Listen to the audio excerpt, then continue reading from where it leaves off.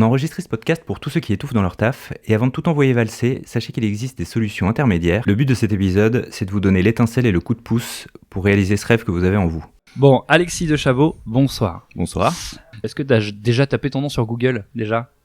Je tape pas mon nom sur Google, mais ça m'arrive régulièrement de taper Projet Foilidaire, qui est donc le nom de Ouais, on va y venir. mon projet passion. Ouais.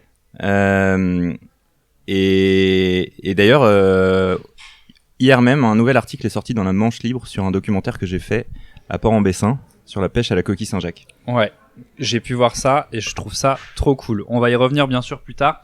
Moi, j'ai l'habitude d'articuler mes épisodes sur d'abord ta vie, ta carrière, un peu savoir qui t'es, présenter un peu le personnage, et après on parle bien sûr de ce qui fait que je t'ai contacté et ce qui fait que t'es actif dans ta passion aujourd'hui.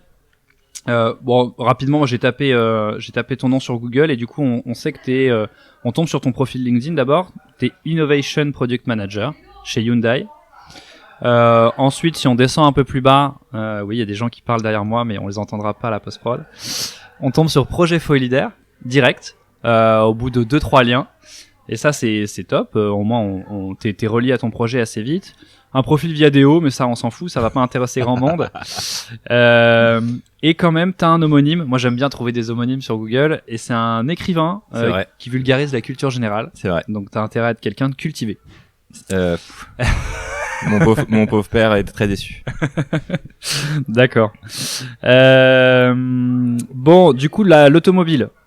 Si on commence par ton parcours professionnel, t'as un parcours très orienté automobile. C'est vrai. Qui commence même quand j'étais étudiant, puisque j'ai fait l'ESTACA, l'école supérieure des techniques aéronautiques et construction automobile. Mm-hmm. Et je me suis un peu lancé là-dedans en me disant, je vais révolutionner l'automobile. Mm-hmm.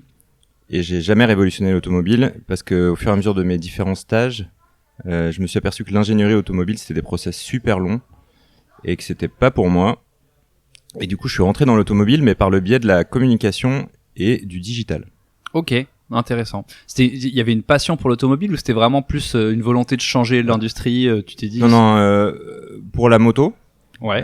Que j'ai un peu perdu, mais voilà, je continue quand même à rouler en moto sur un gros cube. Et voilà, et du coup, l'automobile et la moto sont quand même deux milieux très très liés. Ouais. Et donc j'ai fait mes stages à la fois dans l'automobile et dans la moto. Et j'ai commencé, mon premier job, c'était à la publicité à la moto chez BMW. Ouais, ok. Tu roules avec quoi comme moto actuellement, une 990 KTM SMT. Ah ouais, ok. Truc de baroudeur. Pas vraiment. Pas vraiment. Non, un truc de voyageur pressé.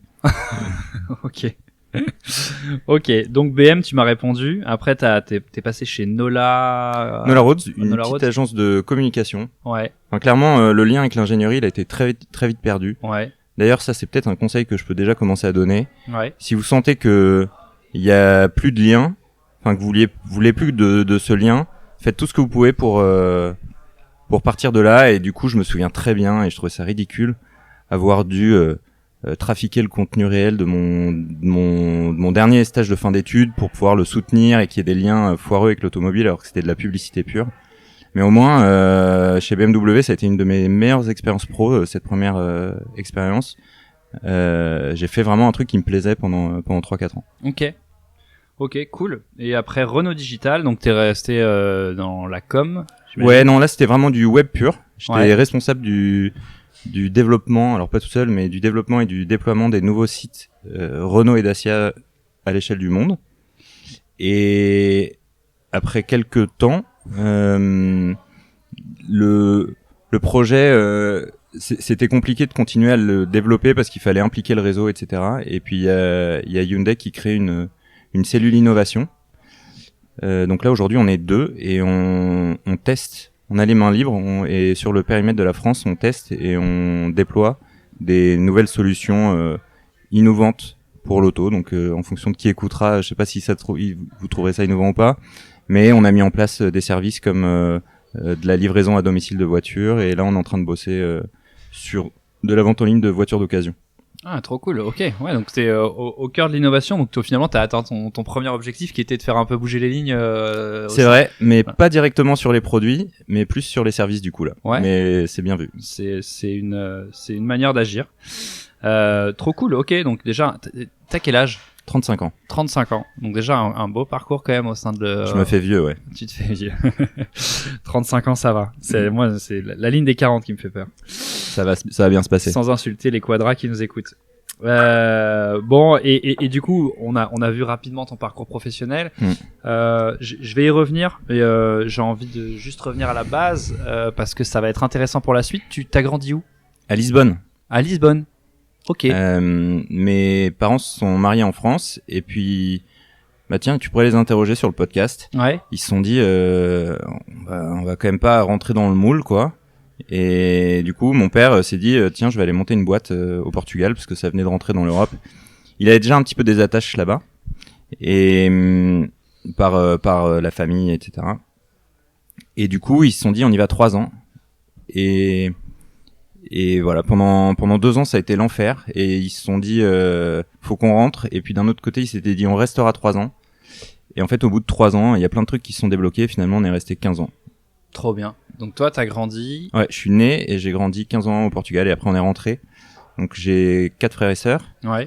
Et on est rentré essentiellement grâce ou à cause de nous. Parce que pour le coup, là-bas, on était ni français ni portugais. Et ils sentaient bien qu'il y a un moment, faut quand même s'ancrer à un endroit où, ouais, ok. où on a ses racines. Et du coup, au bout de 15 ans, ils se sont dit, bah là, c'est la barrière, quoi. Il faut être rentré, l'aîné à 15 ans. Ok. Donc, tu parles portugais? Ouais. Et Lisbonne, si tu me corriges si je me trompe, mais on n'est pas très loin de la mer? On n'est pas très loin de la mer, effectivement. Et du coup, on y était tous les mercredis après-midi et tous les week-ends. Ok. Donc très proche de la mer. Été comme hiver, mais l'hiver c'était l'été de la France, quoi, ou en tout cas du nord de la France. Et j'ai fait pas mal de surf là-bas. Ok, cool. Ouais. Alors l'eau est froide, mais par contre il y a des super conditions. Exactement. Exactement. T'as vu les Nazaré et compagnie? Et ouais, j'ai pas pratiqué cette vague. Ouais, encore, normal. mais j'ai pas gardé une accroche très forte au surf. Au surf, ouais. En revanche, j'ai gardé une accroche très très forte à la mer, ouais. Ok, trop cool. Bon, bah au moins ça pose le contexte. Vous l'avez compris, on va parler de mer. D'eau salée. D'eau salée, exactement. Bon, et du coup, je te parlais de Google tout à l'heure. Moi, j'ai essayé de bosser un petit peu avant de te rencontrer. Et quand je me plonge sur ton profil LinkedIn, bon, la vérité, c'est que je le connais depuis longtemps parce que je t'avais déjà contacté il y a 1 an. Tu parles de levée de fonds contre le cancer pour enfants. Et donc là, on va glisser doucement vers ton projet à côté du boulot. C'est ce qui m'intéresse aujourd'hui. Levée de fonds contre le cancer pour enfants via des documentaires sur la mer.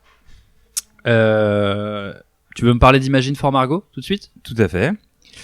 Alors déjà, si on prend un petit pas de recul sur le projet, il a commencé la première année, j'ai soutenu À Bras Ouverts, qui est une association qui s'occupe d'enfants handicapés. Et en fait, c'est important de le préciser parce que j'ai fait partie, avant de lancer ce projet de levée de fonds, d'À Bras Ouverts pendant une dizaine d'années. J'organisais des week-ends avec des enfants handicapés, donc je faisais déjà ça à côté de mon boulot, sans poster de story sur Instagram sur la question. Et il s'avère que la deuxième année, j'ai des amis qui ont été concernés directement par un enfant qui est tombé malade. Et du coup, bah, comme j'avais ce projet de levée de fonds, et j'ai décidé de soutenir Imagine for Margot parce que c'était en lien avec ses amis. Et donc Imagine for Margot, c'est une association qui a bientôt 10 ans et qui fait du lobbying, de la communication, de l'événementiel et qui lève des fonds surtout, qui fait tout ça pour lever des fonds, parce que aujourd'hui en fait les enfants sont trop peu concernés par le cancer pour j'allais dire prétendre à, c'est pas le bon mot, mais pour bénéficier, on va dire, de fonds suffisants pour la recherche. Ouais, dans la recherche, d'accord. Parce qu'il y a besoin d'une recherche spécifique. Et d'un autre côté, il y en a quand même pas mal, parce que j'ai plus vraiment la stat en tête, mais c'est genre un enfant sur 500 est diagnostiqué d'un cancer avant ses 15 ans. Et ok. Et donc il y a un besoin, et il s'avère que pour le coup, depuis toujours, dans les statuts du projet Foylidaire, il est marqué que c'est une action pour les enfants fragiles ou malades. Je sais plus exactement ce que j'avais écrit. Ok, d'accord. Hyper intéressant. Bon, déjà 1000 questions qui me viennent, mais on va essayer de rester sur dans mon cadre. Quand même. On peut faire un podcast de 3 heures. Hein. Ouais. Y a pas de problème. On pourrait. J'ai pas encore assez d'expérience pour ça, mais donc Imagine for Margot, ça vient d'une expérience personnelle. Entre guillemets, ouais, donc ça, je suis ça a aidé à franchir le pas. pas directement, mais effectivement. Un cas que t'as connu, quoi. Exactement. Ok. Bon bah c'est intéressant, c'est quelque chose que je savais pas. Moi je te suis sur YouTube, du coup on va y venir hein, du fait que t'es youtubeur, mais je te suis sur YouTube depuis un certain temps et je savais pas que ça venait de là. T'aurais pu choisir au hasard une assoce parce que j'aime les enfants, voilà. En général, bon je pense que c'est en partie aussi le cas, mais voilà. Ok, donc du coup Imagine for Margot, on va y revenir.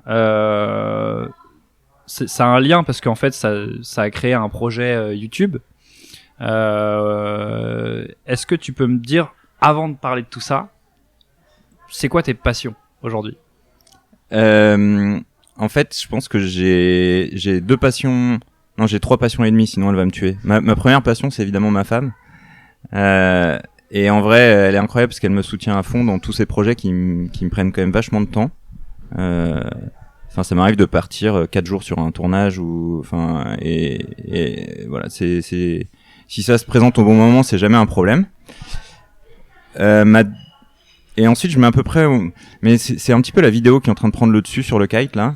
Ouais. J'ai vraiment une passion pour raconter des histoires en images, quoi. De toute façon, il faut, parce que si tu veux te lancer sur YouTube et que tu veux faire plus de 3 vidéos, et que il faut être prêt à passer entre 2 et 3 heures par minute de film que tu vas poster, quoi. Ouais. Donc quand tu sors un documentaire de 30 minutes, ça fait quand même un paquet d'heures derrière un ordinateur à faire du montage. Ouais, j'ai vu que tu avais parlé d'une centaine d'heures sur le dernier. Mais après, c'était mon premier documentaire et j'espère que avec l'expérience, je vais gagner un petit peu de temps. Mm-hmm. Mais c'est de toute façon long et donc tu le fais pas dans la durée si t'es pas passionné par ça. Donc trois passions et demie.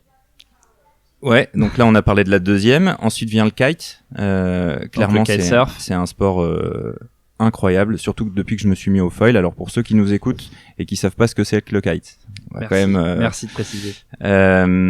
Donc le kitesurf, c'est un sport que vous avez sans doute dû voir si vous êtes allé à la plage un jour où il y avait du vent, où il y a des gens qui sont tirés par des gros cerfs-volants, et puis de temps en temps vous les voyez s'envoyer à 5, voire 10, voire 15 mètres en l'air. Et le foil, c'est un dérivé de ce sport qui consiste à mettre une sorte d'aileron sur sa planche, et avec la vitesse, on a l'impression de voler au-dessus de l'eau, un petit peu comme les bateaux du Vendée Globe. Le Vendée Globe, en général, ça parle, on voit les bateaux qui se soulèvent. Donc c'est le même système. Et je fais un petit peu de promo pour la chose. Le kite foil sera une discipline au JO de 2024. Donc ça va un petit peu montrer le kitesurf au plus grand nombre. Ouais, et d'ailleurs t'en parles sur ton site, je trouve que t'as été assez visionnaire là-dessus. Il y a un moment où je sais plus sur quel onglet de ton site internet, mais tu dis voilà, je me lance dans le foil, j'essaye de partager cette aventure un petit peu avec tout le monde et de ramener des fonds à Imagine for Margot, et puis pourquoi pas un jour participer ou couvrir les Jeux Olympiques, je sais plus, mais en tout cas tu sens que c'est un sport qui va faire partie des Jeux Olympiques. Ouais, alors participer, alors non, mais ça c'est acté. C'est acté. Ah bien sûr, c'est acté. Ouais, en 2024 à Marseille. Ok. J'ai tous mes potes de compète. Alors, ouais. On peut revenir aussi sur cette histoire de compète. On va y revenir. Qui participeront au JO. Ouais. Donc là, le kite rentre dans la cour des grands. Et pourquoi ça a mis autant de temps? Je sais pas si c'est intéressant, mais ça a mis autant de temps parce que le problème du kite normal, donc sans foil, c'est qu'il y a besoin d'une base minimum de vent qui est relativement élevée. Ouais, c'est météo dépendant. C'est ça. Alors que le foil, avec vraiment très peu de vent, et il faut vraiment qu'il y ait des conditions extrêmement rares pour pas pouvoir sortir, on peut lancer une course. Et du coup, ça veut dire que quand il y a un événement qui est organisé, que la télé est là, on est quasiment sûr qu'il va y avoir l'événement qui va se passer. Et je termine du coup pour aller au bout de ta question. La demi-passion, c'est celle de la moto. Ouais. Donc comme je t'ai dit, j'ai commencé ma carrière à la moto chez BMW. Et je sais pas vraiment si c'est parce que j'ai j'allais dire vieilli, j'ai grandi, ou si et c'est peut-être un peu ça quand même, parce que j'ai passé 5 ans chez BMW. Ça s'est pas forcément très bien fini. Encore une fois, les choses sont peut-être pas forcément liées, mais je m'intéresse plus à la moto comme avant. J'ai une motocross chez mes parents. Elle a dû tourner une fois l'année dernière, alors qu'avant, je m'organisais des vacances où je traversais le Maroc avec des potes en hors-piste. Et ça m'intéresse moins aujourd'hui, quoi. Ouais, c'est marrant, j'ai exactement la même expérience. J'ai eu un trail pendant plusieurs années et je pense que je sais pas si moi j'ai mis ça sur le dos de mes enfants. la bonne excuse. L'excuse facile. Non, moi c'est juste que c'est passé et puis après on peut pas, pour le coup on peut pas avoir 18 passions et toutes les vivre à fond. Ouais. Et le kite et la vidéo ça me nourrit largement et entre une session de kite et un tour en moto je me pose pas 2 secondes la question. Pareil. Trop bien. Ok. Bon bah c'est clair, on a le contexte. Même si j'ai posé mes questions de manière un peu décousue, c'est pas grave. On s'est quitté maintenant. Et alors du coup le kitesurf, tu nous as expliqué ce que c'était. C'est bien, tu devances mes questions comme beaucoup de mes invités. Et du coup YouTube, ça a commencé quand ? En fait YouTube, ça a commencé il y a maintenant 2 ans et demi. Alors pour tous ceux qui nous écoutent, moi en 2 ans et demi, j'ai 8200 abonnés. Ouais, j'allais le dire, mais c'est bien. Bah, je sais pas si c'est bien ou c'est pas bien. Je pense que c'est une progression relativement lente quand même. Mais tu l'expliques ça d'ailleurs, assez bien. Hein. Ouais, le kite, c'est un sport de niche. Exactement. Mais avant ça, ce qui est intéressant, c'est pourquoi est-ce que j'ai commencé à poster des vidéos. Ouais, c'est ça que je veux savoir. Et en fait, donc il y a 2 ans et demi, il y a 3 ans quand j'ai lancé le projet, il y a un truc dont je me suis aperçu c'est que pour qu'un projet comme ça fonctionne, il faut qu'il ait de la visibilité. Et la visibilité, il n'y a pas 50 manières, c'est soit les journaux qui ont une audience, les journaux ou n'importe quel média qui ont une audience établie, soit tu te la crées toi-même. Et en fait, dans les journaux, tu vas avoir un article par-ci par-là, mais c'est extrêmement dur. Et puis c'est des articles écrits par d'autres, tu peux pas dire ce que tu veux, tu peux pas dire. Tu voulais garder les rênes de la communication. Non, en fait, vraiment au début c'est parti parce que je voulais pouvoir communiquer quand j'avais envie en fait, et pas être dépendant d'un communiqué de presse qui part et qui est peut-être relayé et qu'après il y a des questions à te poser, etc.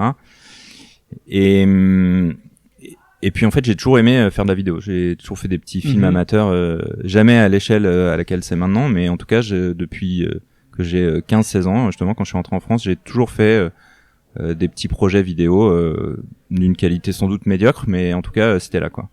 Et du coup je me suis dit bah tiens c'est l'opportunité. Et la deuxième opportunité, c'est que comme j'ai lancé ce projet au travers du kite, parce que je communiquais sur cette levée de fonds, je communique d'ailleurs toujours sur cette levée de fonds maintenant, même si c'est sur d'autres sujets aussi, au travers des compétitions en kite. L'avantage du kite, c'est que c'est un milieu où il y a très très peu de chaînes YouTube, et donc c'est relativement facile de se faire son trou. Ouais, c'est vrai. Il y a un YouTuber qui a qui a eu 20 000 abonnés il y a quelques années. Je sais pas si. Il y en a 2. Ouais, il y a 2 chaînes YouTube qui ont passé les 20 000 en France, sur le YouTube français. Mais tu vois, des chaînes actives aujourd'hui. Et moi, je commence à douter du fait que je sois encore une chaîne dans le kite, mais parce que je commence vraiment à me diversifier sur la mer. On peut en revenir, mais il y en a 3 ou 4 quoi. Et donc ça, c'est une opportunité géniale. Dans le sens où ça intéresse vachement les marques, et que du coup dès la première année j'ai eu des prix intéressants sur du matos, et la deuxième année j'avais du matos gratos, et ça pour le coup c'est allé vite. On va y venir, parce que je pense que ça fait partie du vrai travail entrepreneurial, qui est la recherche de sponsors, enfin de chercher des moyens de faire vivre ton projet quoi.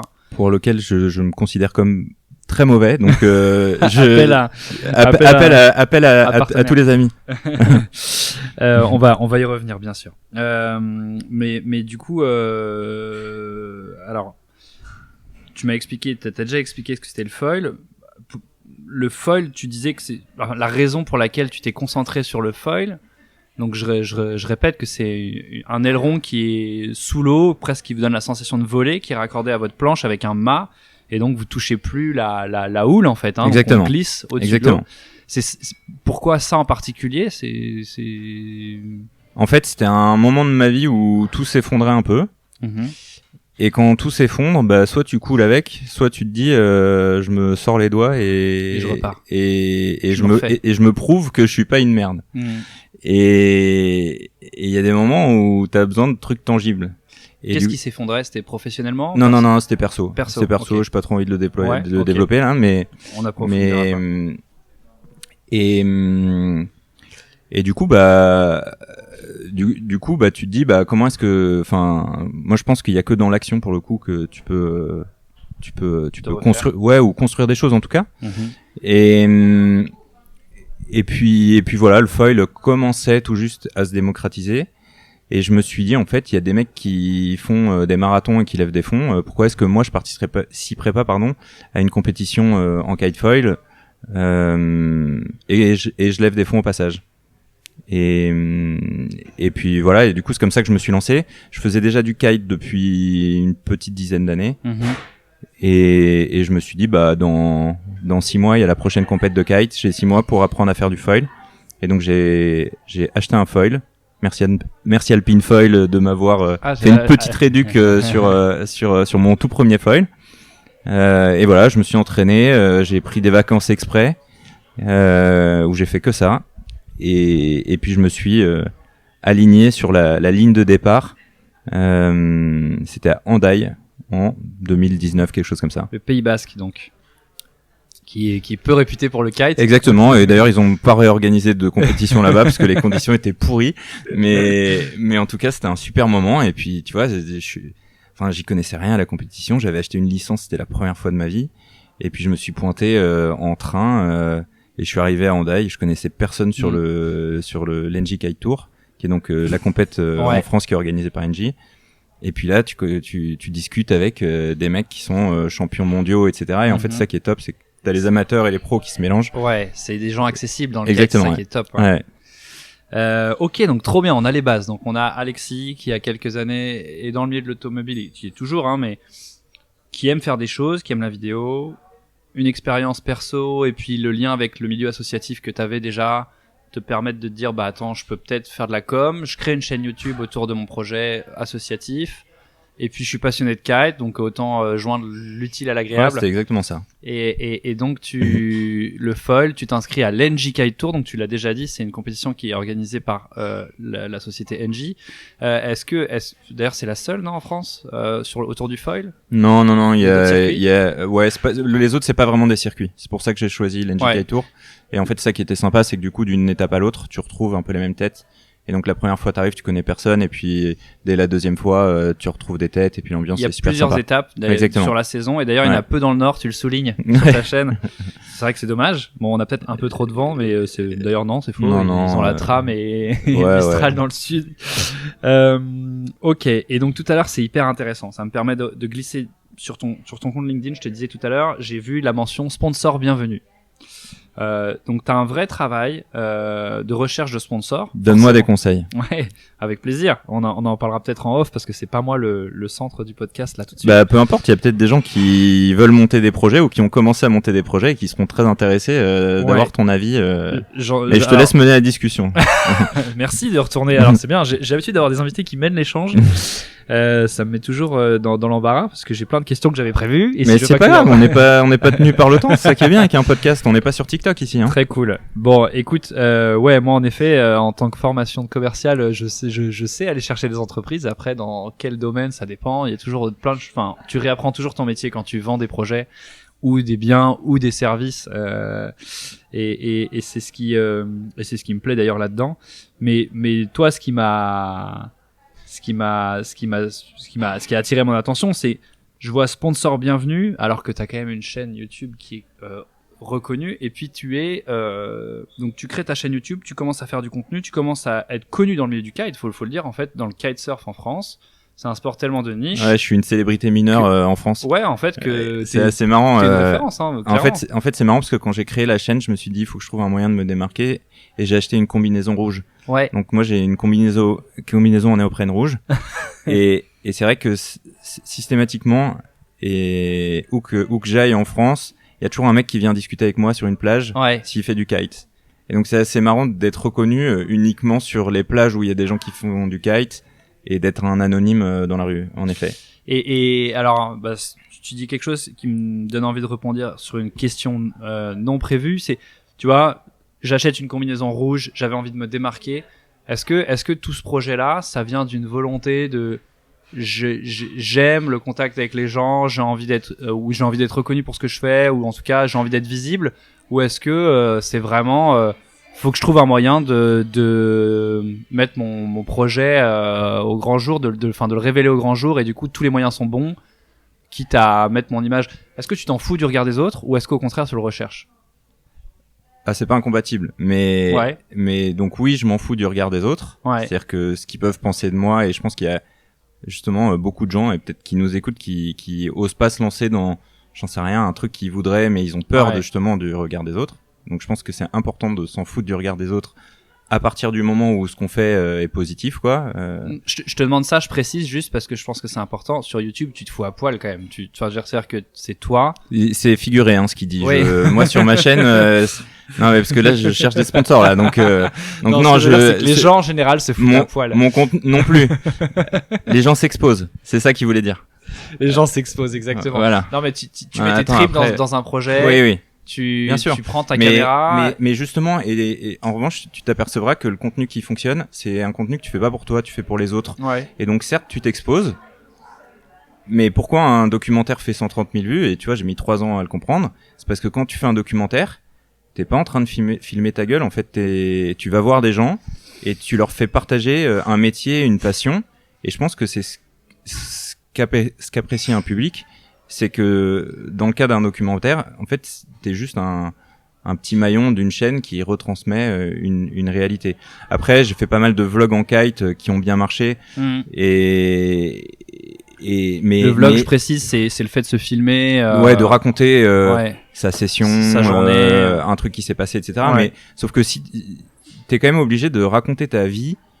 Mais en plus, c'est pas ta vie parce que c'est sous l'axe du kite, donc tu racontes des sessions de kite, c'est pas non plus des moments privés, tu vois.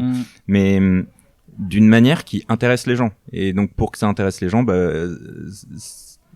pour moi, ça peut pas vraiment parler de toi. Ouais. Ok. Alors c'est intéressant. C'est Alexis me met une petite piqûre de rappel parce que je l'ai contacté il y a un an pour parler. Moi, j'avais un projet de chaîne YouTube. En tout cas, j'avais cette volonté et voilà, j'avais pas franchi le pas d'ailleurs. Et c'est une autre expérience dont je parlerai peut-être plus tard, qui est hyper intéressante. Mais il m'avait dit à l'époque, là, ton projet il est bien, mais tu parles que de toi. Ça va peut-être pas attirer. En tout cas, c'est vraiment une conviction forte que j'ai. C'est que communiquer sur les réseaux sociaux, faut que ce soit un acte de générosité parce que sinon tout le monde s'en fout en fait de ton selfie. Je partage pas ton avis, mais par contre, je pense que l'idée est noble et en tout cas, c'est mieux de le faire dans ce sens-là. Je pense malheureusement qu'il y a plein de gens qui cartonnent sur les réseaux en parlant que de leur gueule et de leur vie. Et le voyeurisme est tellement fort ils doivent être suffisamment divertissants. Oui, mais voilà. Mais donc du coup,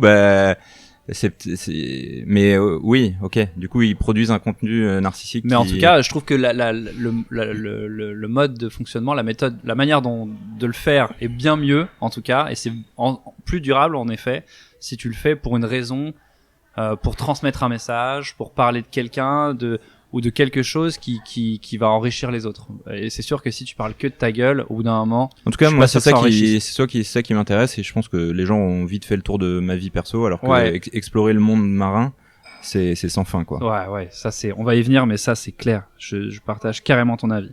Bon, par contre, moi je pense que toute personne qui s'expose comme tu le fais et qui démarre un tel projet, parce que c'est un gros projet en fait, YouTube, même moi les podcasts, je me suis rendu compte, il y a beaucoup de travail derrière qu'on voit pas. C'est un vrai travail d'entrepreneur. Et donc la partie sponsor, moi elle me passionne parce qu'en effet, t'as décroché un sponsor avec une grande marque du kite qui s'appelle Duotone. Enfin, je sais pas si c'est un sponsor, c'est un partenariat. Non, je sais pas, c'est quoi la différence? Alors pour moi un sponsor, tu vas me corriger, hein, mais parce que c'était une question pour toi au départ. L'enfoiré qui retourne toutes les questions.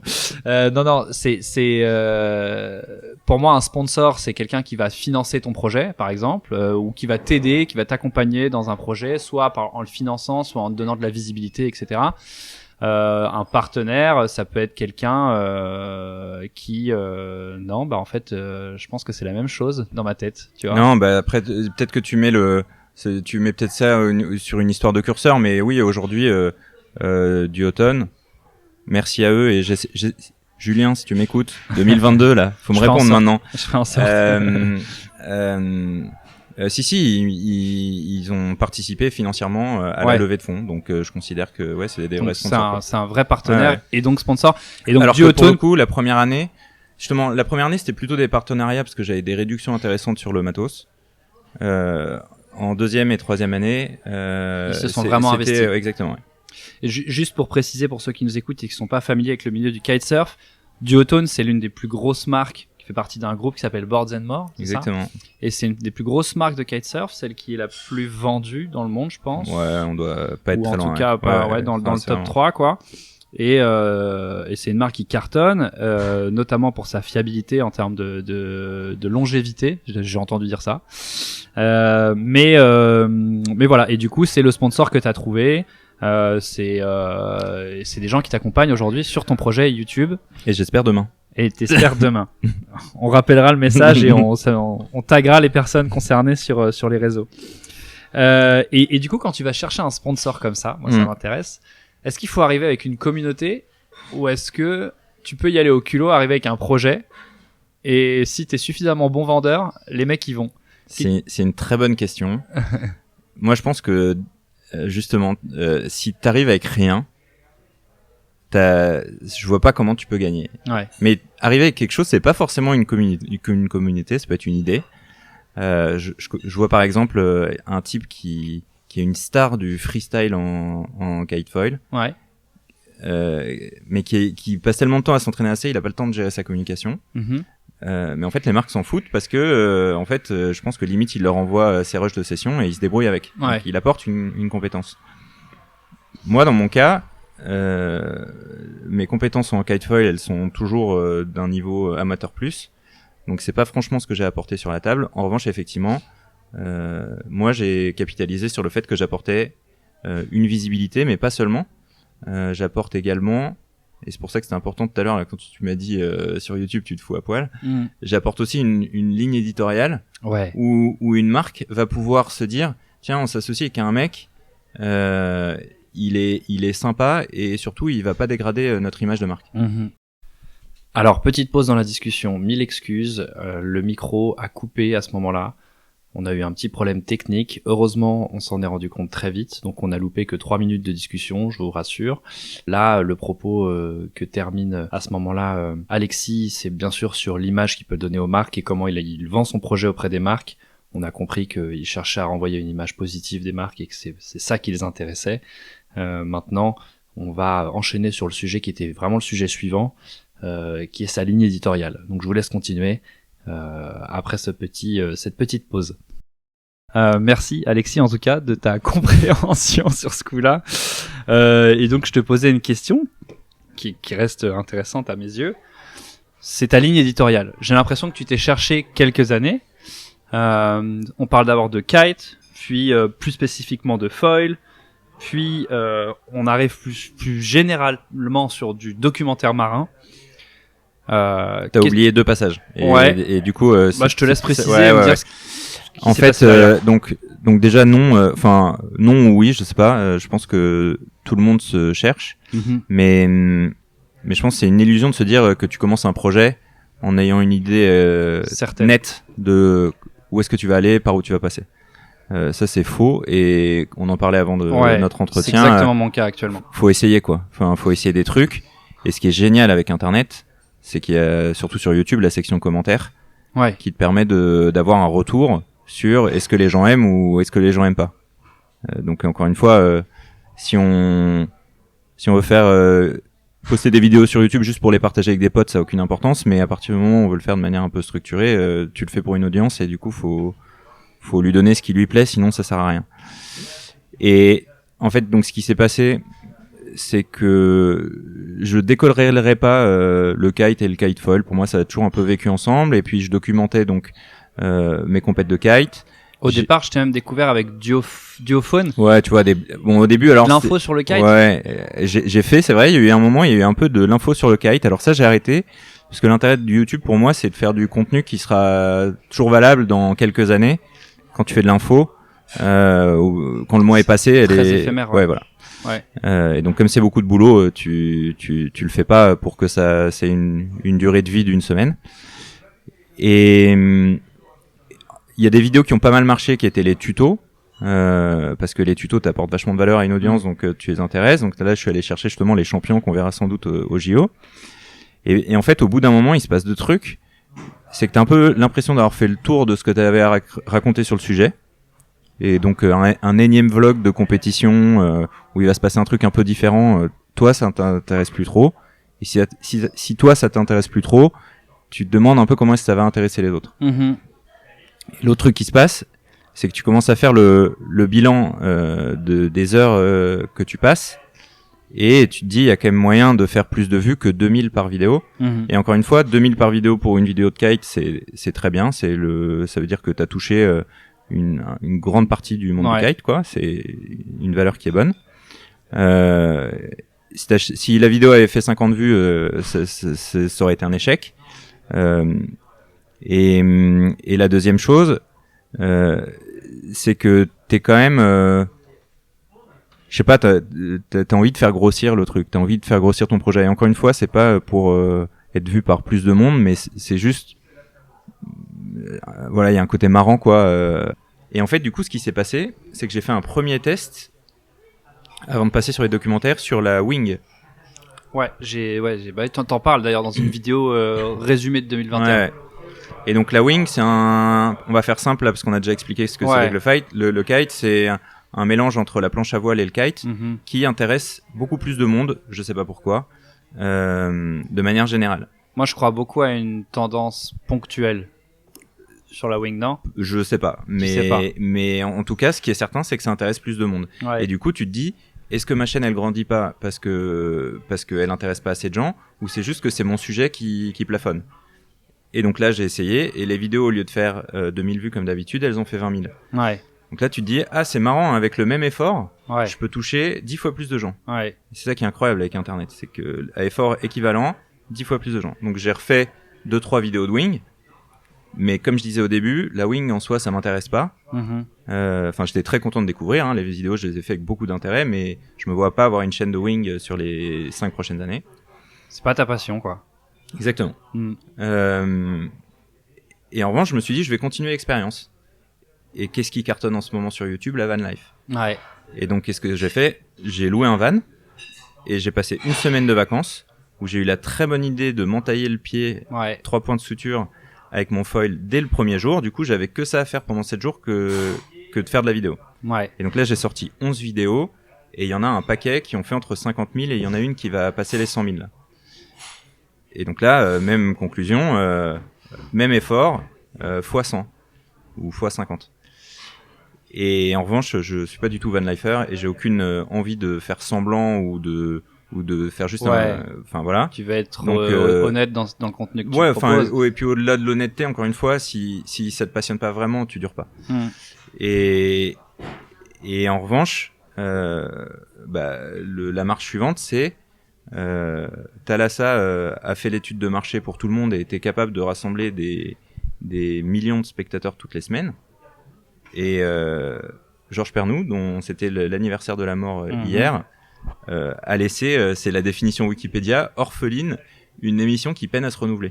Ah ouais, alors là tu touches un truc moi qui me passionne aussi, mais bon, je sais pas si t'avais fini de répondre. Non, vas-y réponds. Du coup, je fais juste la conclusion. Gueule, et en fait, la conclusion, c'est que du coup, j'ai demandé à un pote des compètes de kite si on pouvait faire une vidéo ensemble sur les remorqueurs du port du Havre. Ouais. J'ai passé 24 heures sur un remorqueur.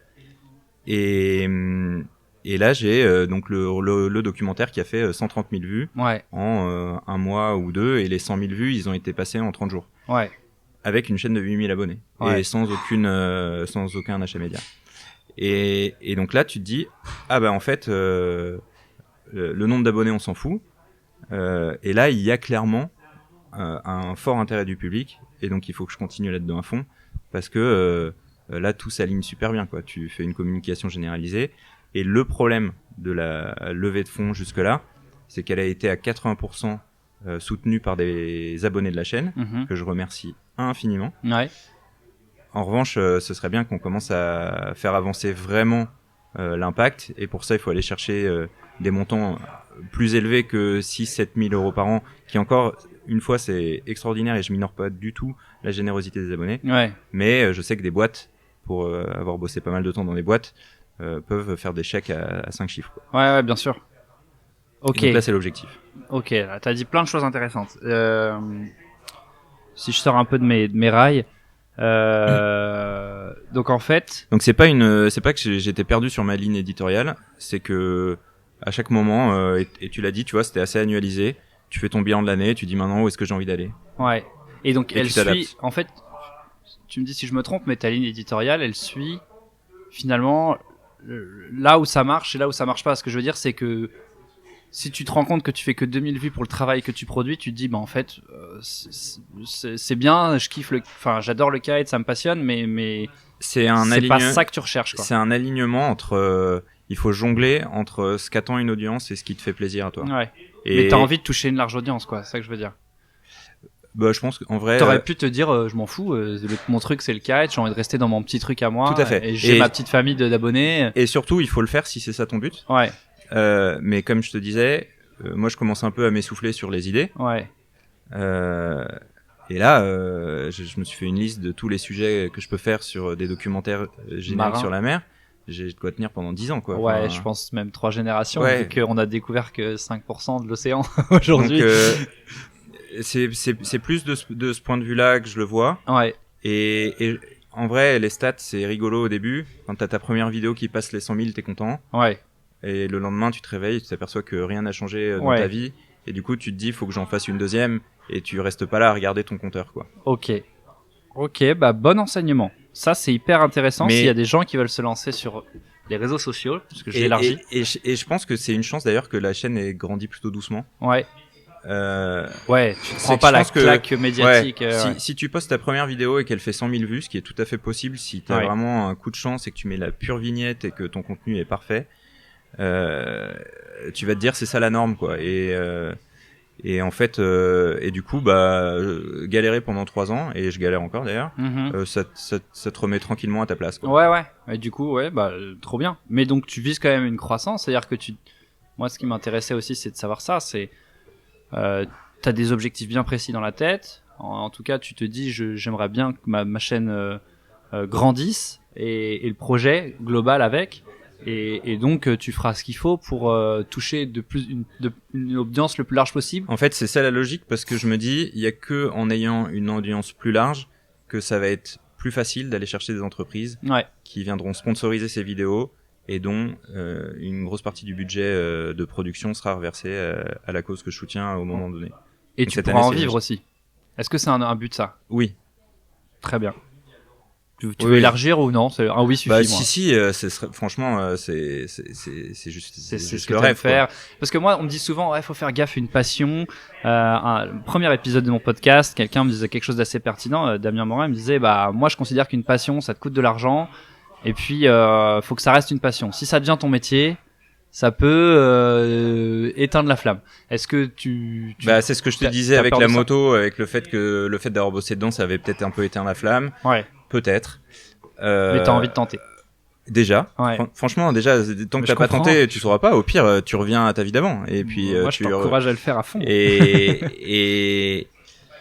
Et ensuite, bah, je sais pas si on rêve, quoi. C'est quoi ton job? Je poste des vidéos sur YouTube et je lève des fonds pour une asso qui me tient à cœur. C'est quand même. Ouais, c'est top. Enfin, C'est top. Et si t'arrives à t'en tirer en tout cas un salaire qui te permet de vivre ou de faire vivre ta famille, c'est top. Là, Exactement. t'as tout nickel. Du coup, tu fais tout seul. ouais, je fais tout seul. Aujourd'hui, donc si je récapitule, t'as la préparation de tes documentaires, le tournage qui prend plusieurs jours, tu l'as dit, Ouais, plutôt compte 2 jours à chaque fois, ouais. 2 jours, la post-production qui a un boulot, je le sais maintenant et je le sais depuis un certain temps, mais maintenant que je mets les mains dedans et encore, moi j'ai pas la vidéo. Bon, je l'ai fait moi j'ai ma petite chaîne YouTube aussi où je mets des vidéos de kite, mais je le fais pour moi quoi et pour des potes. C'est un boulot monstre le montage vidéo. En fait, c'est c'est un long. un vrai boulot. C'est long, mais. C'est un métier. Hein. Bah ouais, bah c'est pour ça qu'il y a des gens dont c'est le métier, mais c'est ça qui est passionnant aussi, c'est d'avoir une totale maîtrise en fait. Et tu vois, c'est là où c'est intéressant de raccrocher ça au boulot, parce que c'est quand même le but du podcast. Ouais. C'est que c'est aussi un peu un exutoire, quoi. C'est que parfois, il faut arrêter de se mentir. Sur LinkedIn, là, tout le monde a l'air d'avoir une vie de rêve Ouais. au taf. Je pense qu'il y a une bonne pelletée de menteurs ou alors d'énormes chanceux où il y a que ceux pour qui ça va super bien. Mais voilà, la vie en entreprise, parfois elle est compliquée, parfois il faut s'accorder avec des gens, etc. Et en fait, c'est des phases, quoi. Il y a aussi des moments où ça se passe super bien au boulot, mais dans les phases où c'est plus aride, bah t'as ce truc-là que tu fais avancer, et le fait de le faire tout seul, ouais, c'est beaucoup de boulot, mais c'est aussi une maîtrise totale sur la chaîne. Et le fait d'avoir cette maîtrise totale sur la chaîne fait que tu te sens libre, quoi. Si tu veux mettre telle image, si tu veux dire tel truc, si tu veux mettre cette chanson-là, y a personne qui se met derrière en disant non, c'est pas possible parce que pour des conneries, quoi. Ouais, Donc, c'est une réflexion d'entrepreneur. C'est intéressant. Et est-ce qu'il y a des moments où tu as eu envie de baisser les bras, d'arrêter? Ouais. Cet épisode est donc dédié à l'association Imagine for Margot, une association qui récolte des dons pour financer la recherche contre le cancer. Alexis la soutient depuis bientôt 3 ans grâce aux dons qu'il récolte à travers sa communauté, et il nous rappelle que chaque euro compte. 250 € finance par exemple une journée de recherche clinique. Ah ouais, et je l'ai fait, en fait. Je me suis arrêté. Ouais. Une semaine, et puis après je suis reparti. J'allais dire, moi je l'ai pas vu ça. J'ai pas vu la pause. En fait, c'est un peu ça qui se passe, quoi. En général, c'est arrivé soit parce que je me lassais, soit parce que je me mettais trop de pression. Et je pense que ça, c'est vraiment un enseignement aussi, c'est de se dire, ça sert à rien de se mettre une pression de dingue, surtout sur un projet annexe où finalement, tu vois, la première année, je m'étais dit, et j'y suis arrivé, c'est super, mais je suis même pas sûr d'être arrivé. J'étais peut-être un peu en dessous. Je m'étais dit, il faut avoir reversé 5 000 €, sinon le projet il a foiré. Ouais. En fait, bah, même si la première année tu lèves 1 000 €, déjà c'est très bien. Et ensuite t'as appris plein de trucs. Dire, j'ai foiré, et ensuite il te reste 18 000 ans, quoi. Mais j'avais l'impression qu'il fallait que le projet il réussisse avec un point final dès la première année. En fait, c'était débile, tu vois. Mais c'est normal d'être ambitieux aussi. Enfin, c'était pas de l'ambition, c'était juste un objectif. Ouais, un problème d'objectif mal calibré. D'accord. Ok. Je saute mes questions et après j'y reviens. Ouais, mais c'est intéressant parce que tu vois, je m'étais noté exactement comme question. L'argent n'est pas la motivation. La fame, le fait d'être reconnu. Enfin, si, j'imagine que on a toujours envie d'être reconnu pour son travail, mais en tout cas, tu recherches pas à être connu en France, dans la France entière. Non, et tu vois, sur les documentaires là, je m'aperçois que moins on me voit et plus je filme les autres et mieux je me porte, en fait. Ouais, ok. Donc ouais, non. Ok. Donc et donc là, ce qui découle de tout ça, c'est ton rêve de carrière. Aujourd'hui, ce serait de pouvoir vivre de YouTube. Je sais pas si c'est quelque chose qu'on peut dire sur un podcast, assumer au boulot. Si écoute, je vais le mettre sur LinkedIn. Donc ouais, mais en fait, ça me dérange pas. Je veux dire, l'important quand même là-dedans, c'est de pas oublier que son premier employeur, c'est son employeur, justement. Ouais. Et donc là, il y a un dosage à faire. Et déjà, donc dans ma boîte, ils savent tous que je mène ce projet. Ouais, bien sûr, ouais. D'ailleurs, on peut en parler de ça aussi. On va vraiment faire un podcast de 18 heures, mais ouais, mais je m'en fous. C'est intéressant. J'ai négocié des jours sans solde pour ce projet. Ok. Et 2 fois, on m'a demandé on m'a expliqué que c'était compliqué, etc. Et en fait, la boîte te teste, quoi, pour savoir si c'est vraiment important pour toi, et j'ai pas lâché. Mais donc oui, la boîte est au courant. Et d'ailleurs, merci à eux, ils ont aménagé un peu mon emploi du temps en fonction. Et la deuxième chose, qu'est-ce qu'on disait? Ah oui, et l'employeur.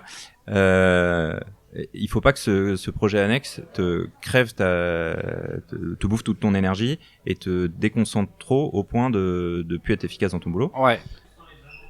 Un employeur peut t'aménager ton emploi du temps.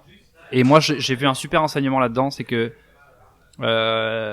il vaut mieux assumer. Moi, je l'ai vécu aussi avec des collègues qui ont monté leur boîte en parallèle. Il y en a certains qui le faisaient sous le manteau. C'était hyper compliqué, hyper dur, personnellement, émotionnellement, mentalement. Enfin bref, t'as compris. Et tout le monde a compris. Alors que moi, j'en ai connu un qui a assumé à fond. Et notre ancien patron, on était 2 commerciaux. Lui, il montait sa boîte à côté. Il le disait, je monte ma boîte à côté. Notre ancien boss, qui est un des meilleurs boss que j'ai eu, disait, je m'en fous, moi, ton emploi du temps. Fait, quoi. Tant que tes objectifs sont atteints et que t'es là dans le projet, fais ce que tu veux. Et le gars a monté une super boîte aujourd'hui. Mais en fait, je pense que c'est ça qu'il faut pas sous-estimer, c'est que la plupart des gens ont un temps de ouf à côté, des heures et des heures et des heures, et parfois, tu vois, j'ai pas d'enfant aujourd'hui, n'importe quel directeur marketing qui a 3 gamins à gérer quand il rentre du boulot, je pense que ça me laisse le temps, moi, d'enquiller un paquet de films, tu vois. Ouais. Donc, je pense que ça, c'est vraiment pas un problème. C'est juste à soi d'être responsable et d'aménager son temps pour être dispo pour son taf quand il faut le faire, et que ça vienne pas empiéter, quoi. Ouais. Ok. Trop bien. Bah, je suis assez d'accord avec ça. De toute façon, enfin voilà, je communique sur le projet sur LinkedIn, etc. Tu peux pas faire ça et te planquer, quoi. Ouais, c'est ça. Ça devient compliqué. Donc aujourd'hui, t'assumes une position que je trouve géniale, qui est de faire un peu un Thalassa. D'ailleurs, t'as dit que ça s'était arrêté avec, j'ai oublié Georges Pernaut. Avec Georges Pernaut, merci. Mais en fait, ça a continué un temps, Thalassa. Mais je pense que ça continue encore aujourd'hui. Oui, avec une présentatrice, j'ai oublié son prénom. Mais j'aimerais bien que les gens du podcast me disent s'ils ont vu un épisode, je sais pas. Moi non plus, et j'adorais regarder. Moi, je le regardais sur YouTube, du coup. Et c'est là où je trouve l'idée formidable, c'est que je pense qu'aujourd'hui, toutes ces émissions-là, je te donne un élément de comparaison, Top Gear pour les voitures. Aujourd'hui, c'est devenu, comment ils s'appellent les deux? Villebrequin. Je sais pas si t'as vu sur YouTube. Exactement. Et je pense que tout ce contenu télévisuel glisse sur Internet, ce qui est normal. C'est la tendance. Il y a Twitch, il y a YouTube. Et je trouve que Thalassa, en effet, moi, j'ai cherché et j'ai suivi des mecs qui parlaient de la mer. Mais maintenant, il y a plusieurs années, ils ont dû s'arrêter, glisser vers d'autres projets. Et pourtant, c'est un sujet qui est ultra important aujourd'hui, ultra intéressant, parce que bref, je digresse, mais ça concerne l'industrie, l'écologie, etc. L'axe que tu veux prendre, donc c'est la mer en général. Est-ce qu'il y a d'autres choses qui te motivent? Parce qu'avant, c'était plus le sport nautique. Est-ce qu'aujourd'hui, tu as envie d'axer ta ligne éditoriale sur un thème ou sur plusieurs thèmes? J'allais te poser une question sur l'écologie après. Alors, je cherche pas du tout à piéger les gens que j'interroge là-dessus. Tu peux essayer, tu n'y arriveras pas. Non, parce que moi, je suis loin d'être un exemple. Par contre, j'en parlais avec Mathieu Perrault que j'ai interviewé la semaine dernière.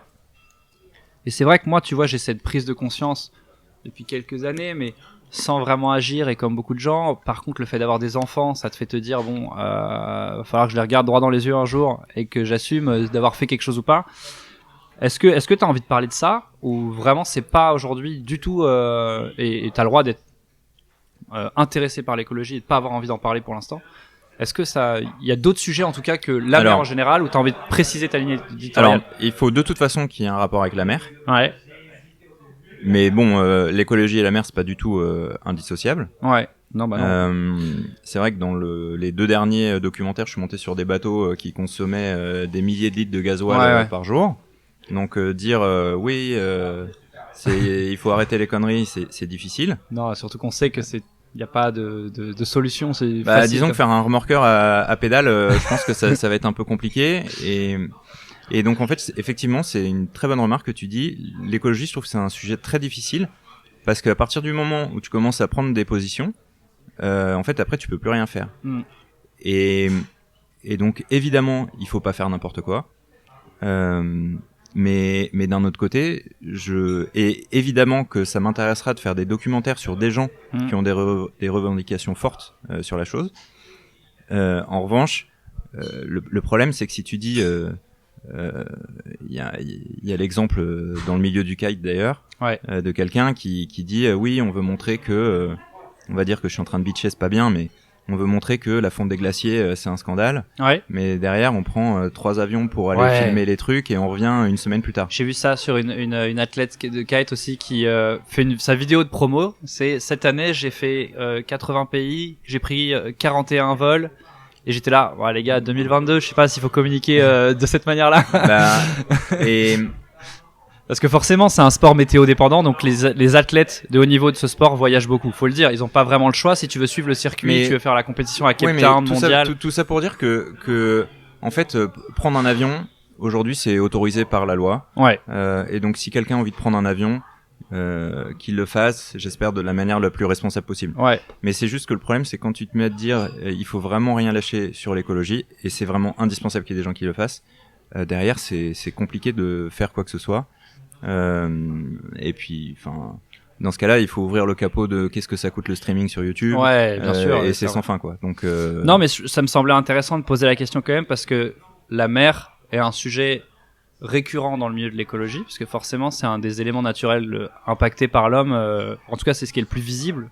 Et du coup, je pense que tu seras confronté à ça, forcément, à ces sujets-là, à un moment dans tes documentaires. Du coup, très chaud pour aller me rencontrer des gens qui ont ces combats-là. Ouais. Et ben j'ai une bonne. Très bien. Je sais pas si la société du navigateur Yves Parlier, Beyond the Sea.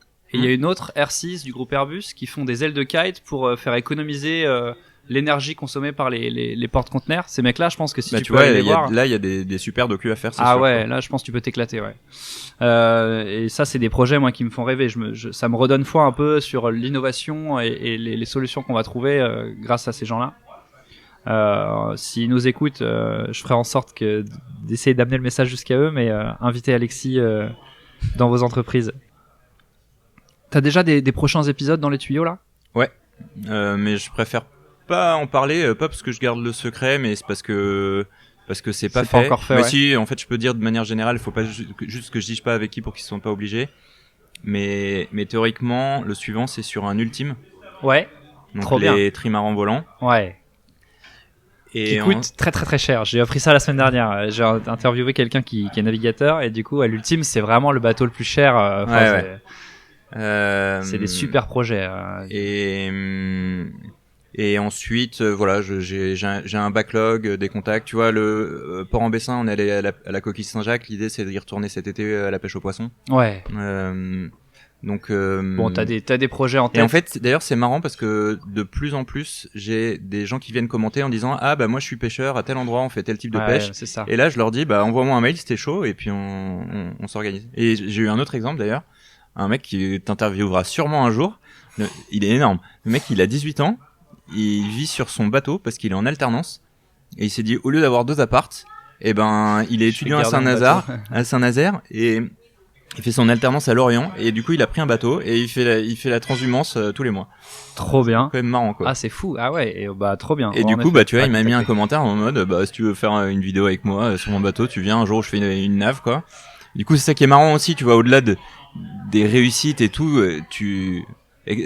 t'exposer sur internet te fait naturellement rencontrer des gens et vivre des trucs quoi. Bah ouais, ça j'y crois beaucoup et c'est pour ça qu'il faut y aller. Ce que tu disais tout à l'heure, et moi je l'ai compris que récemment malheureusement, mais en effet, je pense que c'est un truc hyper important à rappeler. Tu portes vraiment ce message dans ce que tu dis, sans trop le vouloir, mais c'est si vous voulez vous lancer sur quelque chose, faut le faire. Tu feras de la merde au début, tu feras des choses forcément de pas bonne qualité, en tout cas que tu jugeras de mauvaise qualité. Mais... Non, au début tu trouves ça bien en plus. Ouais, au début tu trouves ça bien. Mais d'ailleurs, je sais plus quel entrepreneur, bref, il y a beaucoup de trucs comme ça qu'on répète en boucle sur les réseaux sociaux, mais il y a quelqu'un qui disait si t'as pas honte du premier produit que t'as sorti, c'est que tu l'as fait trop tard. Ou quelque chose comme ça. Donc tu l'as sorti trop tard sans doute. Ouais, c'est ça.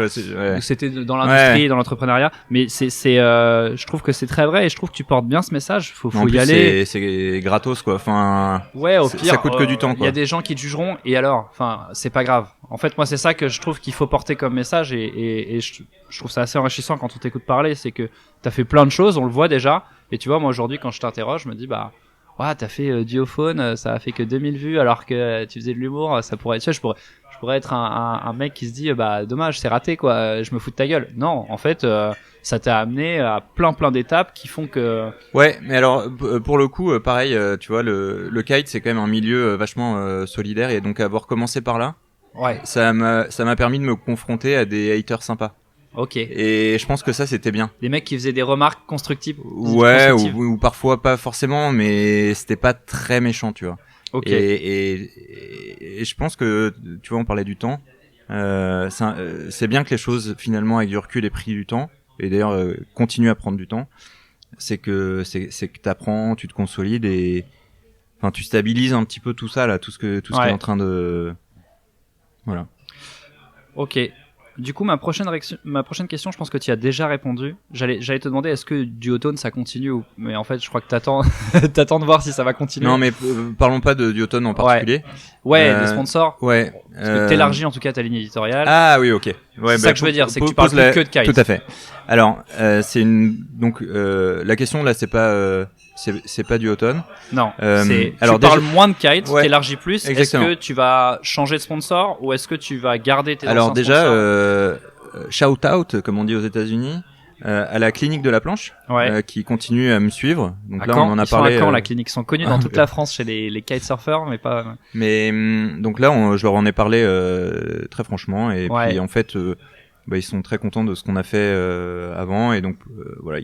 Pourquoi pas continuer. Voilà. Cool. Et ensuite, le kite va pas complètement disparaître, parce que justement, c'est ce que je disais au début du podcast, les JO de 2024, ça va devenir un sujet mainstream, le kitefoil.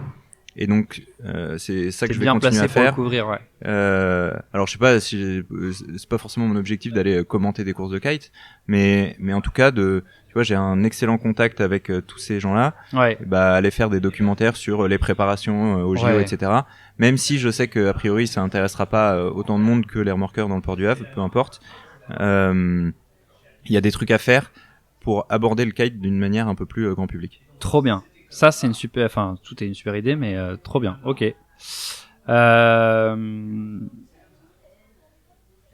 Moi, ce qui m'intrigue, j'enchaîne un petit peu sur un autre sujet, c'est que t'as l'air hyper à l'aise avec le fait de bosser à la défense et d'avoir une passion pour la mer. Ah non, je suis pas du tout à l'aise avec ça. Okay, tu te trompes complètement. Je me trompe. Parce que je t'entends en parler dans les interviews parfois, et tu vois, là, le dernier documentaire que t'as fait sur le remorqueur, à un moment, tu lui dis, je te montrerai mon bureau à la défense en rigolant. Et puis je me suis dit, ok, il est à l'aise avec ça. Genre, je bosse à la défense, mais j'ai le week-end et parfois j'ai ma passion pour la mer et je vais voir la mer. Non, en fait. Moi, je suis pas, clairement, je suis pas à Paris pour autre chose que pour le boulot, quoi. Ah non, mais pour longtemps, j'en sais rien. Pour le coup. Mais ce qui est certain, c'est que c'est le boulot qui t'a amené ici. Ouais, voilà. Et puis on voit beaucoup de gens partir en province, qui reviennent. Enfin, tu vois, aujourd'hui, je bosse quand même sur des projets ultra intéressants à l'échelle nationale pour un gros constructeur automobile. Ça, c'est compliqué à trouver ailleurs, quoi. Donc tout se fait. Mais ce qui est certain, c'est que si demain on pouvait déménager Hyundai à Saint-Malo, surtout qu'on le fasse, quoi. Ok, très clair.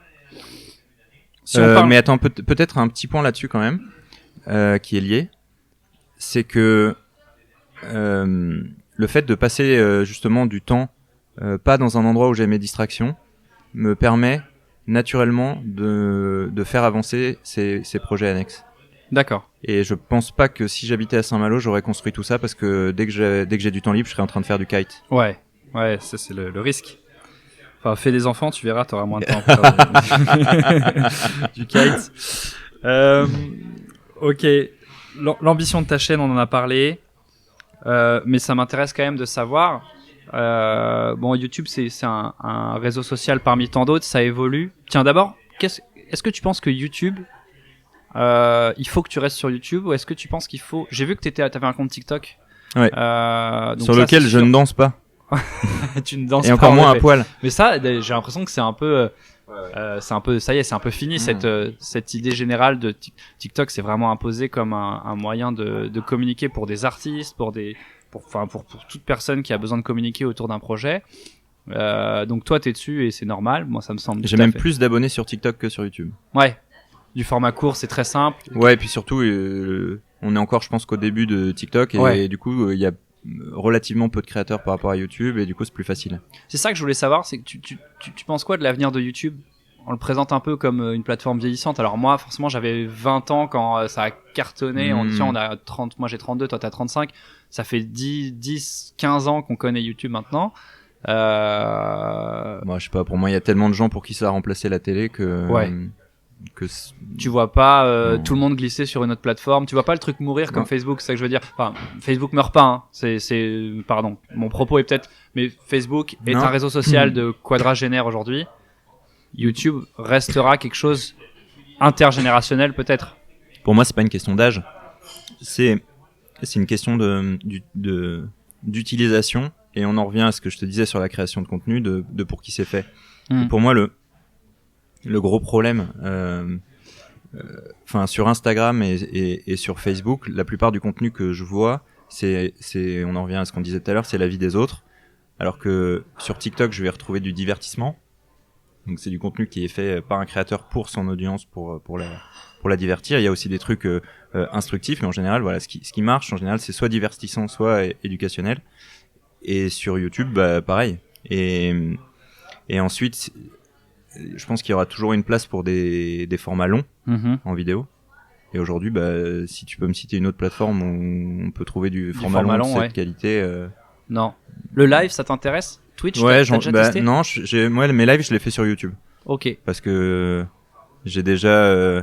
D'ailleurs, les lives, c'est super parce que oui, du coup, après, je les ai suivis pendant le confinement, bien sûr. Et ça, je continuerai à en faire. Ok. Mais c'est vraiment un format sympa. Mais là, pour le coup, je le laisse sur YouTube, ouais. D'accord, très clair. Et du coup, t'as quand même une ambition. Alors, on a compris que t'avais une ambition éditoriale. Maintenant, t'as plein de projets, plein d'épisodes que tu veux tourner. Est-ce que t'as une ambition entrepreneuriale, monter une équipe, avoir un monteur, te donner un peu plus de temps pour faire ce que tu sais faire le mieux? Peut-être que c'est interviewer les gens, peut-être que c'est filmer, j'en sais rien. Pour l'instant, non. La première raison, c'est que je me vois pas demander à quelqu'un de bosser gratos et je suis incapable de payer qui que ce soit pour le moment. Et la deuxième, c'est ce que je te disais, c'est que et je pense que c'est lié aussi à ce qu'on disait sur les deux choses avec le boulot. Mais c'est que parfois je suis content quand j'en ai marre de. Enfin, le boulot, il y a aussi des bons moments et t'apprends des trucs d'ailleurs qui te servent. Enfin, les deux se nourrissent en fait. Et le problème, c'est que plus tu vas embaucher de gens et plus chacun va être spécialisé. D'ailleurs, tu vas devoir commencer à manager des gens. Ouais. Pour l'instant, c'est pas du tout la cible en tout cas. C'est pas du tout la cible. Et même si ça peut m'arriver de passer beaucoup trop d'heures sur un montage, à la fin, c'est une grande satisfaction. Ouais, c'est moi qui l'ai fait de A jusqu'à Z, quoi. Ouais, je comprends. Ok, et il y a une manière, enfin, un montage, c'est pas juste coller des infos les unes à la suite des autres, quoi. T'essayes de faire passer une émission, choisir une musique, la caler comme il faut, gérer les niveaux de volume, gérer, parfois t'as des images qui sont surexposées, tu vas essayer d'aller les rattraper un peu, etc. Enfin, et j'aurais du mal à l'outsourcer, d'autant plus quand tu fais un documentaire où il y a vachement de voix off. Comment tu files ça à quelqu'un d'autre, je vois pas trop. D'accord. Ok, ça me paraît très clair. Ça va toujours s'appeler Projet Foilidaire? Ouais. Okay. C'est une très bonne question, mais en fait, pour une raison très simple, c'est qu'aujourd'hui, quand tu tapes sur Google Projet Foilidaire, donc effectivement, on perdra parfois le lien avec le foil. Je me suis aperçu que ça n'empêchait pas de cartonner sur un épisode sur des remorqueurs au port du Havre qui ont rien à voir avec le foil. Donc oui. Ok. Bon, tu l'as compris, on arrive à la fin de mes questions et elles sont plutôt fermées, mais en tout cas. Ah pardon, il faut pas développer. Non, les réponses peuvent être moins développées, c'est très bien. Tu m'as déjà répondu sur le fait d'avoir une volonté peut-être de quitter Paris, en tout cas voilà, je pense que c'est ta vie perso et il y a plein de raisons différentes qu'on n'est pas obligé de développer ici. Quelqu'un que t'aimerais énormément rencontrer là, est-ce que t'as un objectif, un truc, tu te dis là pour ma chaîne, ce serait vraiment, je serais hyper heureux en sortant de cette interview, quelqu'un de très inspirant quoi. Je sais pas. Donc une personne. Pas forcément un projet. Bah pourquoi pas un projet. Je te laisse. Alors le projet, je peux te le dire, c'est faire un reportage avec le commando Uber dans le sud de la France. Ah oui, ok. Les forces spéciales françaises. Ok, d'accord. C'est un milieu qui est extrêmement difficile à. Enfin, tout est top secret chez eux, donc si t'arrives à faire un documentaire chez eux, je pense que t'as gagné YouTube. Il y a jamais eu, il y a pas eu un petit. Ah si, je pense qu'il y a des choses, mais c'est vraiment particulièrement difficile et pour quelqu'un, ah si. Mais d'ailleurs c'est marrant parce qu'on a commencé un peu à discuter, mais rien de concret. C'est d'aller passer. Faire un reportage avec Mike Horn sur son bateau quand il le remet à l'eau. Ouais, oui, bah j'ai vu que sa fille avait réagi à une de tes vidéos. Et en fait, j'ai juste raconté cette partie de l'histoire, mais ce qui s'est passé, c'est que je lui ai envoyé un mail pour lui montrer ce que je savais faire, donc en lui partageant le reportage. Et elle m'a dit que pour le moment ils avaient pas de ils avaient Pas de dispo. pas de dispo pour et le bateau est en réparation à Lorient encore visiblement. Ouais. Mais ouais, aller passer une semaine quelque part en bateau avec Mike Horn, ce serait de la folie. Ouais, c'est clair. Pour ceux qui connaissent pas, Mike Horn, c'est bon, je pense que tout le monde connaît aujourd'hui, mais c'est un des plus grands aventuriers que notre siècle ait connu, qui a fait le tour du monde sur l'équateur, le long de l'équateur sans engin à moteur, c'est ça, hein. Le mec s'est lancé sur un mini trimaran, a traversé des océans alors qu'il avait fait 3 jours de bateau sur un lac avant. Enfin, c'est un genre de débranché du cerveau, mais qui du coup a renvoyé un message très très fort qui est: si t'as un rêve et une envie de faire quelque chose, tu peux, quoi. Vas-y, quoi. Il a grave sa place sur ce podcast. Ouais. Beaucoup plus que moi. Ouais, c'est, non, chacun a, mais lui, a sa manière de transmettre. Ouais, mais franchement, lui, à ma place, il se poserait moins de questions et il dirait, allez, je me jette et puis je trouverai bien des moyens, quoi. Ouais. Et il les trouvera. Et... Ça, tu le ressens comme un frein pour toi, ça? Ah oui. Le fait d'avoir un loyer, le fait de une famille, une famille, mariage. même tu vois, tu te dis je peux pas faire n'importe quoi, mais en fait je pense que ça reste quand même sage. Je pense que tant que t'es tout seul, il peut pas t'arriver grand chose en vrai, il faut arrêter. En revanche, il faut pas. Le problème c'est que si tu te jettes trop tôt et que ensuite tu galères, tu vas te retrouver à faire des trucs que t'as pas envie de faire, je pense. Ouais. Alors moi je suis d'accord avec toi et j'ai exactement ce problème-là. Hein. Moi c'est pour ça que ce podcast ça fait partie de ma quête entre guillemets, c'est que en effet on se pose trop de questions et je trouve horrible, c'est que tout le monde s'en rend compte. Ah, je me pose trop de questions. Si je fonçais, je me planterais, mais je me referais ou je réagirais. Et puis. Ouais, mais si tu sais que tu vas te planter d'avance, pourquoi est-ce que tu... Ouais, mais justement, en fait, arrêtons d'y penser si je vais me planter ou pas. En fait, moi c'est ce que je me dis, c'est j'ai connu des gens qui ont foiré 3 boîtes et qui à la 4e ou qui ont foiré 3 projets sportifs. Voilà. Ok. Mais regarde, restons ultra basiques. Ouais. T'as bossé pendant 10 ans et tu te dis je vais compter sur mon chômage pour faire exploser ma chaîne YouTube de kite. Ouais. Et donc là tu t'y mets et tu te dis c'est génial, j'ai 2 ans. Ouais. Et en fait au bout de 2 ans tu t'aperçois qu'une chaîne YouTube de kite au max du max ça peut te générer bon, la monétisation ça va être 500 € par an. Ouais. Et puis du prêt de matos ou du don de matos à tout casser, mais vraiment le bout du bout 5000 €. Donc tu m'expliques comment tu vis avec 5500 € par an. Et donc voilà, je pense que c'est mieux d'avancer doucement. Ouais. Et aujourd'hui on peut tester à côté. Je pense qu'il n'y a pas de recette miracle, mais par contre, bien sûr que non. En tout cas, t'es en train de le faire et moi c'est vraiment ce que j'ai appris en à peine 4 épisodes. Quand je suis allé demander à des gens, ouais, ta passion, comment t'es arrivé dedans, comment c'est devenu ton métier, chaque fois on m'a dit ce que j'avais pas envie d'entendre. J'ai pas tout plaqué du jour au lendemain et puis aller à la one again, je me suis lancé à fond dans mon projet jusqu'à ce que ça paye. En fait non, j'ai préparé en parallèle d'un travail. Et puis quand le jour où j'ai senti que c'était le bon moment, bam, j'ai switché. Ouais. Et donc ça, moi c'est un truc qui m'a beaucoup appris déjà très vite. Et je pense que c'est exactement ce que t'es en train de refléter, quoi. C'est-à-dire que peut-être qu'un jour ce sera le moment de switcher vers. Bon, je pense que tu le sens. Je te dis n'importe quoi. Si j'arrivais à vendre 3 docus à la suite sans trop d'efforts, ouais. Là tu te dis bah si je l'ai fait pour 3, je peux le faire pour 50. Ouais. Ok, on y va. C'est clair. Non mais en tout cas pour revenir à la question que tu évoquais de se poser trop de questions. Moi j'ai pas la réponse. Je préfère que ce soit mes invités qui y répondent, mais j'invite tous les gens qui nous écoutent à aller écouter moi quelque chose qui m'a vraiment marqué récemment, un podcast de génération do it yourself sur le fondateur de Time for the Planet qui s'appelle Arthur Obeuf. Et ce mec-là ultra inspirant t'explique dans la dernière demi-heure du podcast, il dure 3 heures. Hein, il t'explique qu'en fait si il devait s'adresser à lui d'il y a 10 ans, il dirait c'est pas grave en fait. Arrête de te poser des questions, fais des choses. Si tu te plantes, c'est pas grave. Si les gens se moquent de toi, c'est pas grave. En fait, la vie est trop courte pour que tu te morfondes parce que t'as un machin ou quoi. Aujourd'hui, ok, si t'as des gosses à nourrir, je comprends, faut faire un peu gaffe. Et moi, c'est mon cas. Mais c'est ça. Mais enfin, tu vois, quand il y a un truc qui t'anime, essaye de t'investir dedans, même si c'est un petit moment. Et tu verras, ça va. Ouais. Mais pour beaucoup de choses, en général, les trucs qui nous animent, c'est des trucs passion. Il y a quand même moyen de les entretenir au travers, en parallèle et ensuite de faire un switch plus. Donc oui, à 20 ans, tu crains pas grand chose, c'est vrai, peut-être. Non, mais même, je pense toujours maintenant, c'est juste qu'on se met des barrières. Une société dans laquelle on vise nous met des barrières.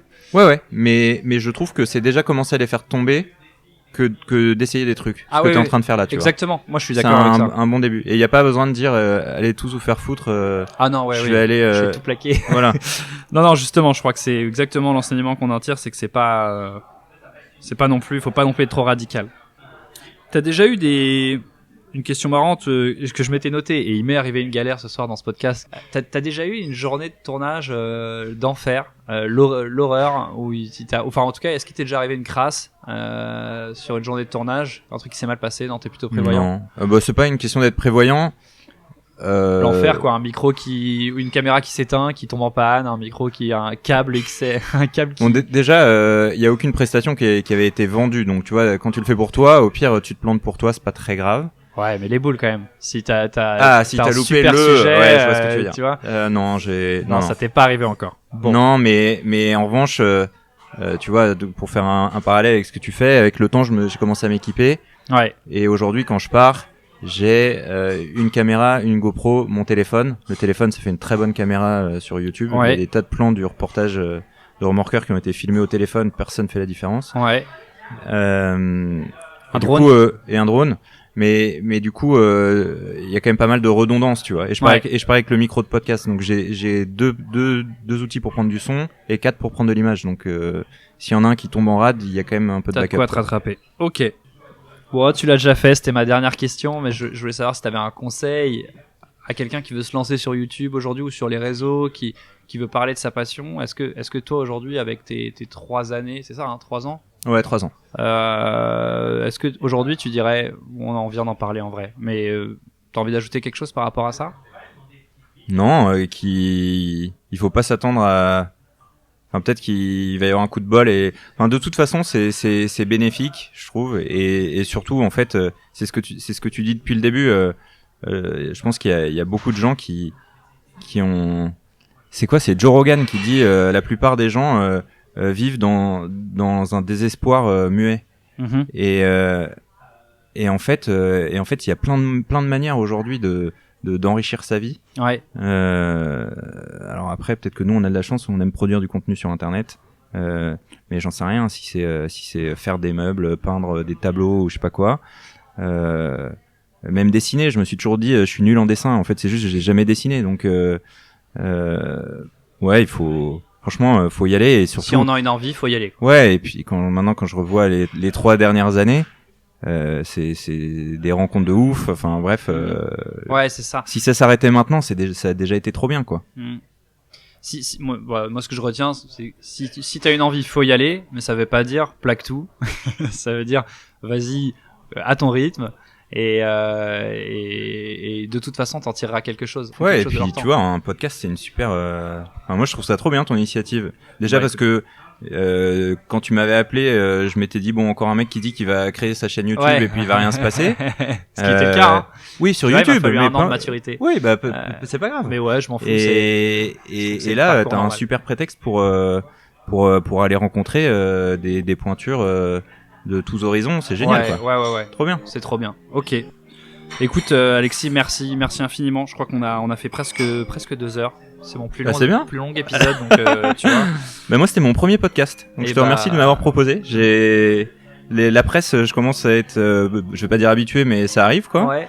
Et premier podcast, donc c'était un grand t'es plaisir. À l'aise. J'avais noté une question, tu vois. Je me demandais, t'as l'air très sûr de toi dans la vie.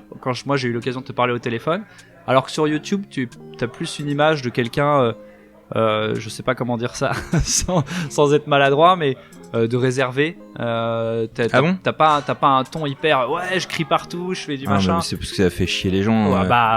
Ça fait chier tes gens peut-être, mais il y en a. Ouais, non, mais c'est vrai, il doit y avoir quelque chose derrière. Mais je me souviens très bien avoir commenté sous une vidéo de Bruno Maltor, un blogueur voyage. Ouais. Arrête de crier comme ça là. Il débarque dans ses vidéos, il te hurle dans les oreilles. Ouais.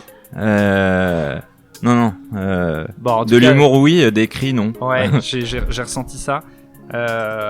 Merci en tout cas, merci de t'être avec grand plaisir. Jeu. Et puis à très vite sur YouTube du coup. Exactement. Projet Solidaire.